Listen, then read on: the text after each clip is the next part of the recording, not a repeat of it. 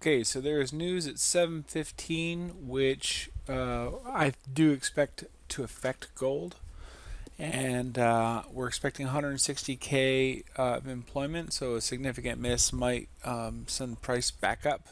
If we don't have a significant miss, then it probably should just be like nothing, nothing to worry about. And then 9 o'clock Fed Brainerd. So the structure and narrative of gold is that trend is gold gap, it's gap up again. It is based on the Iran-US conflict news. Gold is also super bullish, and long should be preferred, certainly. The structure that we're in is based on 6 years ago, and our focus needs to be on how price responds to the HENs and POCs that are in those areas. I marked off a few. They're pretty significant. They're above us. So I don't think there's anything for us to focus on, but a rejection, just to point out, a rejection of the current range, the 2-day range that we were in as of yesterday, would mean that I'll likely move up to 1607 is the next probable move from based on what I can see in the market profile. 1592 being the point of control from the overnight of 466,000 contracts. So that's also going to be a significant area of volume.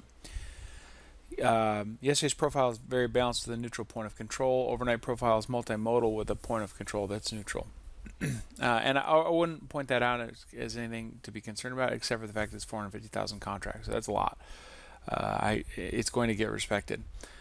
We're highly overbought. There's no structure to move up on, and we're very likely, barring news, to return to balance area, and that has essentially happened. It was a $30 gap up, and we're back down to within $5-6 of the close yesterday. So the weekly, again, overbought, no structure. Yeah, I already read that. So the current price location indicates that it's doubtful that we'll open up in a gap.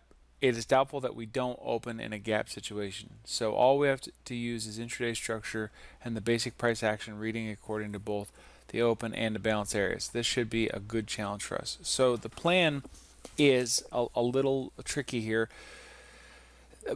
In a gap up situation, I'm always expecting a reversal day long. Test down, drive up. So in this case, I'm actually going to focus on looking at the developing VPOC for continuation, and as long as we stay above that, then I think it's that we're likely to see continuation there. We start to see failure, then it may turn into a balanced situation. Normal day long, gap up, get aboard as fast as you can.